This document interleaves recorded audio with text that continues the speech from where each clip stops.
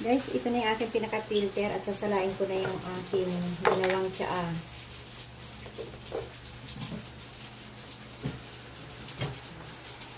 Yung bignay.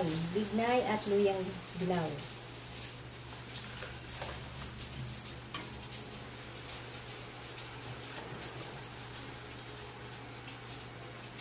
Dito muna siya dinagdagan ng luyang dilaw. Kasi marami pa naman siya. Pero bukas magdadagdag na ako.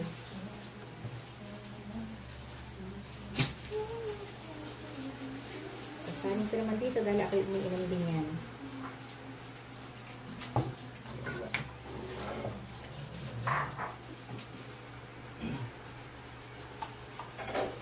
Alam mo ba guys, nakakatuwa kasi nung dinala ko ulit si nanay sa doktor, eh nawala na nga yung kanyang konting-konti na lang daw.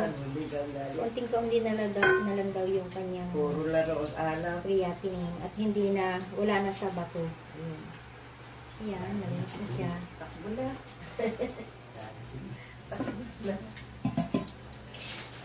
Paiinom ko na yan kay nanay at iinom din ako.